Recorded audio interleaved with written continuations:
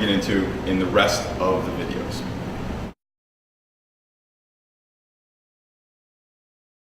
All right, the next one we're going to talk about is swinging down on the ball. It's another myth. You'll see major league hitters even in the on-deck circle hitting, swinging like this, trying to swing down on the ball and come down on it, right? Now I'm going to tell you where this came from. Again, well-intentioned hitting coaches said, okay, the bat is A, this is B, the ball is C. So the quickest way is not to go A, B, C, but to go A, C. Right? That's the shortest route to the ball. Okay?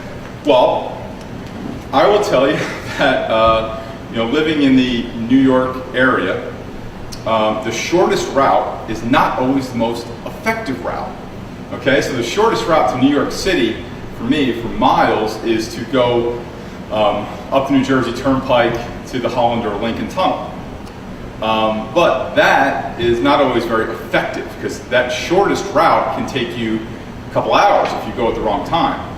Where a more effective route might be a little bit longer in distance but gets you there quicker and more efficiently. All right, maybe going over the George Washington Bridge up the New Jersey, off the Garden State Parkway. Okay, so the shortest route is not always the most effective and definitely not the most powerful. Okay, so the problems that come in with down on the ball is, number one, you're talking about the guys putting backspin on the ball. I can't even explain to you how ridiculous that is. Because if you've ever taken a tennis racket and thrown a ball in the air and hit down on it and put backspin on a tennis ball, what happens with backspin on a tennis ball? It goes up and then it comes down, right? Even on when tennis players will hit a slice shot, they're putting backspin on the ball. When that ball goes, it hits a certain point and then it drops. And that's what makes it a difficult shot to hit. When you see baseball home runs, they don't go like this and then like that, do they? They don't. They go like this. Line drives go like this. Okay? So going down to the ball not only is inefficient, but what they're trying to do is you create backspin on the ball. But the problem is now you've created a surface where the only part of the ball you can hit is this little part. Right? Versus the way we should swing, which is, and I don't even want to call it an uppercut, it's just a net. It's not an uppercut. What you're doing is you're matching the plane of the pitch, your plane of your swing with the plane of the pitch. So if the pitch is coming down, coming from the mound, which is going to be on a downward plane, and you're swinging down, you're asking for an incredible feat there to make solid contact, right? Versus this, and then the other problem too with stride hands back before we get into that is it causes players to transfer their weight too forward too fast, too much. It screws up the energy translation. So the real way a hitter should swing is they stride, and your stride could be you talk about stride at a 45-degree angle. Okay, you don't want to stride open, you don't want to stretch it closed. Stride at a 45-degree angle. What's going to happen is when your hips turn, that's going to point forward. So if you see a hitter in the major leagues and they're in their follow-through and the toes pointed forward, they didn't stride that way. They didn't stride like this. They took a stride like this, and then when they swung, when their hips came open, that toe straightened out. Same thing with a pitcher. So what happens is now we load up our energy system. The energy is coming up in our legs, going through our legs. It's coming up to our hips, right? So now my hips are fully turned. My bat is back. The elbow is going to tuck in. Okay, now I'm in a position of power. Now when I hit this ball, I'm going to have what we call power angle up through my body. So if you look at pictures, just Google Barry Bonds, click on images, and you'll see pictures like this, right? All the way through. You don't confuse a follow-through picture with a hitting picture, okay? Even we'll throw in pictures here of, we'll throw in a video clip, we got one, of Pedroia, Dustin Pedroia with a huge power angle. Mark Teixeira, huge power angle. You can't get two hitters that are farther apart from Dustin Pedroia and Mark Teixeira. Hitting is hitting. And the way we translate energy up the body, swinging down the ball displaces the energy, it screws up our force continuity because now our energy is going forward. We're giving an advantage to the pitcher, right? And we're not matching up the plane of our swing with the plane of the pitch. So if the pitch is coming in like this, and we're trying to take our energy, get it into the bat, absorb the energy of the pitch, and redirect it, then that's the only way we can do it. Stride, feet, it's in the legs, it's in the legs, it's in the legs, it's in the hips, in the hips, in the hips. It's coming up the shoulder, shoulder, shoulder, boom, and then we hit here. Now I have a powerful base. I've never had a hitter that if I put him like this, was in a powerful position, that I couldn't just push over. But you get me like this, and it's very, very difficult to push me over because I have a really strong and solid base. So we want to create that power angle. Don't think swing up, don't think swing down. Match the plane of the pitch. You're playing your swing with the plane of the pitch. What do we teach hitters? Don't teach them anything. Don't teach them anything. This is where we screw up hitters because we teach them this and they're doing this 500 times a day in practice. If you cut them loose and you let them hit, you know how they're hitting? Like this. Even if you look at Ichiro Suzuki, a guy that everybody thinks hits like this, he really doesn't. When he's hitting, he's kind of like this. He doesn't have a huge power angle because he's not a power hitter, right? But he's like this, and what most people see is after the ball is off the bat, that split second, and they see him kind of coming forward. But when he's hitting that ball, he's in here. He doesn't have the huge angle that like a Bonds would have, but he still has it. More of a contact hitter. Same thing with Jeter. If you Google Derek Jeter 2000 World Series home run, you will see him on an inside pitch. Boom, he hit that sucker right here. He has power angle, came right up through the ball. Don't bring up bat path. Don't tell him chop, swing, throw the hands. Don't say anything. Let them hit. Set up their body. If you set up their body right, the energy is going to flow through. You're trying to change the bat, which is like trying to change the 10th floor on the Leaning Tower of Pisa. Set up the foundation, let the energy come through, don't even bring up bat path. So don't say knob to the ball, throw the hands, hands to the ball. Don't say any of that stuff. Just let them hit. If you set up the body, the bat's gonna be okay.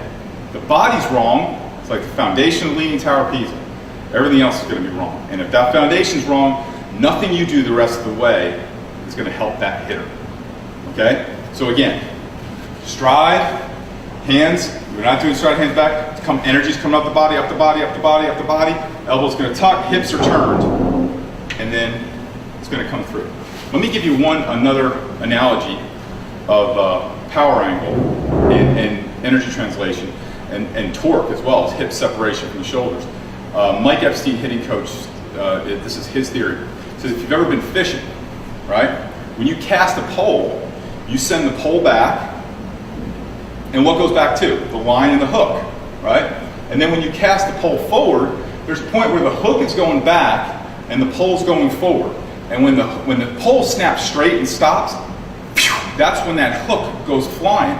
So same thing happens here, where you're going and now the energy's coming up your body, hands coming up your body. This is still.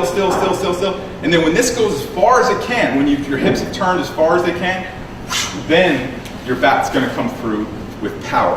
If you try and override the kinetic energy chain and the kinematic sequence, you're taking the hitter and you're jumbling his whole system. There's no way a hitter is going to perform with any kind of consistency when you're jumbling their system.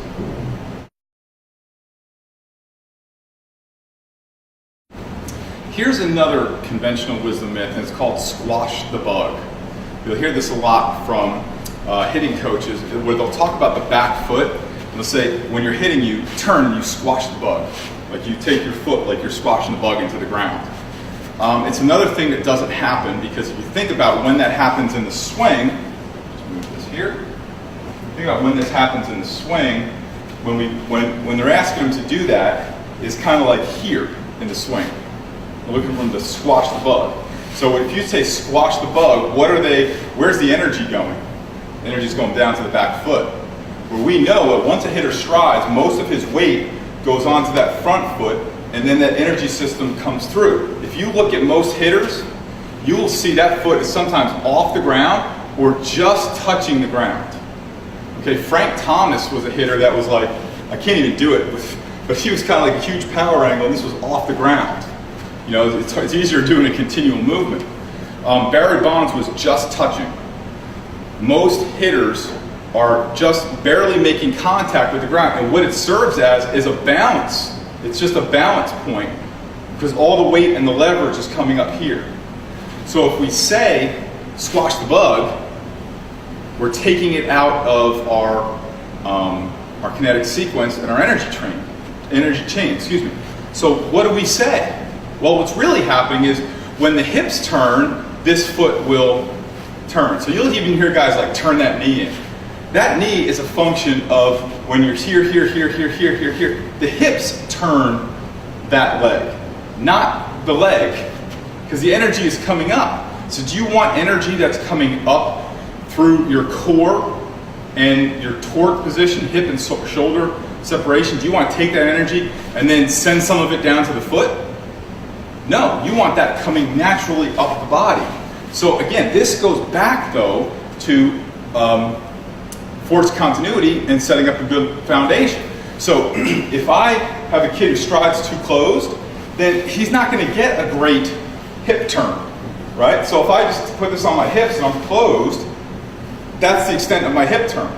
So when my hips don't turn fully, they're not going to see that, what they want to see with that foot, right? So coaches want to see things that they know, but they're not understanding what's really going on. So if I change the stride, and I stride just a little more quietly, I'm not saying stride directly at the plate, I mean at the pitcher, but now look what happens to my hips. Right? Now that will fully open. So if it's not even something you would teach, but what you really want to do is if you don't see that foot turning, right, or you don't see that toe open to home plate, you've got a stride problem. You don't have see, like squash the bug is like a cue. You don't have a problem with that. You've got a stride problem. You've got a foundational problem. Fix that foundational problem, and then you'll see what you want to see, even though it's not important. By now, you should understand that chain of events, the energy chain and the kinematic sequence chain, that this shouldn't even come into play, right? But if you'll see that, if you need to see it, when you have a good foundation, you don't have a stride that's working against the hitter, okay? So the better the stride, the more the hips can open, and then you'll see that foot in that traditional squash the bug technique. So drop squash the bug from your vocabulary. And essentially, you want to try and drop as much of this stuff from your vocabulary if you can, because it's just detrimental to the hitter. I hope you can understand that as we go.